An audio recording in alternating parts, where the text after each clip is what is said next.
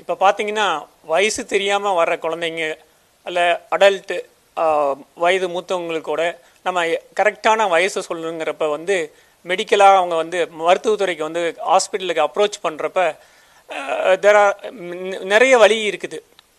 அதில் வந்து ஒரு வழி வந்து நம்ம கதிரியக்கவியல் அதாவது எக்ஸ்ரே மூலமாக அவங்களுடைய போன் வளர்ச்சியை வச்சு அவங்களுடைய தோராய வயசு, அதாவது தோராய வயசுனா அதாவது அந்த டிஃப்ரென்ஸ் வந்து பார்த்திங்கன்னா உங்களுக்கு 1 வயசுலேருந்து 2 வயசுக்குள்ளே, இப்போ 15 வயசுலேருந்து 16 வயசு, இப்போ 13 வயசுலேருந்து 15 வயசு அப்படிங்கிற மாதிரி தோராயமாக எங்களால் சொல்ல முடியும்.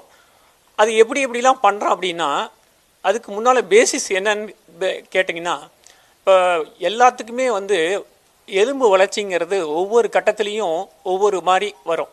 அதாவது படிப்படியாக தான் வரும். இப்போ வந்து பார்த்தீங்கன்னா, இப்போ கை எலும்பு பார்த்தீங்கன்னா 1 வயசு குழந்தைக்கு பார்த்தீங்கன்னா கையில் இருக்கிற எலும்பு கார்பல் போன் பார்த்தீங்கன்னா 2 எலும்பு தான் ஃபார்ம் ஆகிருக்கும். இதே வந்து 4 வயசு குழந்தைக்கு எடுத்து பார்த்தீங்கன்னா அவங்களுக்கு 5லேருந்து 6 கார்பல் போன்ஸ் வந்து ஃபார்ம் ஆகிருக்கும்.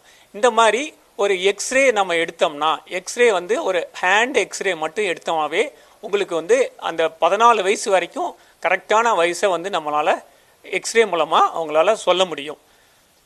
அது அடுத்து வந்து பார்த்தீங்கன்னா அந்த முதன்மை சென்டரை விட்டுட்டு செகண்டரி சென்டர், அதாவது 2வது சென்டரும் ஒரு எல்லா போனுக்குமே ஃபார்ம் ஆகும். Primary centre or secondary centre, இந்த 2 மைய புள்ளியும் வந்து எப்போ கூடுதோ அப்போ கூடுறது தான் வந்து கூடுறப்ப வந்து உங்களுக்கு டிஃப்ரென்ஸே உங்களுக்கு தெரியாமல் போயிடும். அந்த எலும்பு வந்து எல்லா எலும்பும் ஒரே மாதிரி இருக்கும். அதாவது எல்லா முதன்மை சென்டரும் செகண்டரி சென்டரும் கூடி ஒரே மாதிரி போனாக இருக்கும். இது வந்து அடல்ட்டு எப்போ வந்து அவங்களுக்கு வந்து எல்லாமே கூடி இருக்குதோ அப்போ அவங்க வயசுக்கு வந்துட்டாங்க. அதாவது அவங்களுக்கு வந்து 16லேருந்து 18 வயசு முடிஞ்சிருச்சுன்னு அர்த்தம். இப்போ ஒரு சிலவங்களுக்கு வந்து வர்றவங்கப்போ வந்து வயசு மூத்தவங்களாகவே இருப்பாங்க. ஒரு சிலவங்களுக்கு 25 வயசு கூட இருப்பாங்க.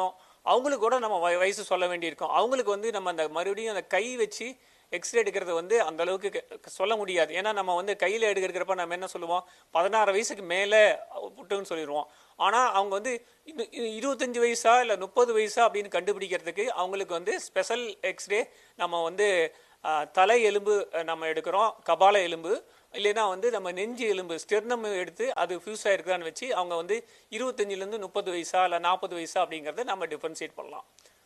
ஸோ இந்த மாதிரி நம்ம எக்ஸ்ரே டிஃப்ரென்சியேஷன் எக்ஸ்ரே மூலமாக வயசு கண்டுபிடிக்கிறது வந்து வயசு சொல்கிறதுக்காகவும் இல்லை, மருத்துவத்துறையிலையும் எங்களுக்கு யூஸ் ஆகுது. இப்போ வந்து ஒரு சில குறைபாடு உள்ள தைராய்டு குறைபாடு உள்ளவங்களுக்கு பார்த்தீங்கன்னா எலும்பு வளர்ச்சியே கம்மியாக இருக்கும். அதாவது அவங்க வயசு மூலமாக வந்து 10 வயசு இருப்பாங்க, ஆனால் அந்த எலும்பு வளர்ச்சி வந்து அவங்களுக்கு வந்து 4 வயசு இல்லை 5 வயசுக்கு உண்டான எலும்பு வளர்ச்சி தான் இருக்கும். அதனால் நம்ம அவங்களுக்கு வந்து எலும்பு வளர்ச்சி கம்மியானவங்க அப்படின்னு சொல்லுவோம். இல்லை ஒரு சிலவங்களுக்கு வந்து பிட்யூட்டரி கிளாண்ட் அதிகமாக வேலை செஞ்சதுன்னா அவங்களுக்கு 4 வயசு தான் இருப்பாங்க, ஆனால் அவங்களுக்கு வந்து எலும்பு வளர்ச்சி பார்த்தீங்கன்னா 10 வயசுக்கு உண்டான எலும்பு வளர்ச்சி இருக்கும். இது மெடிக்கலுக்காகவும் யூஸ் ஆகுது இந்த மாதிரி கண்டுபிடிக்கிறது. அதே டைமில் ட்ரீட்மெண்ட் பர்பஸ்க்காகவும் நாங்கள் அதை யூஸ் பண்ணிக்கிறோம். டாக்டர் கோபிநாதன், மருத்துவத்துறை நிபுணர், கவர்மெண்ட் கீழ்பாக் மெடிக்கல் காலேஜ்.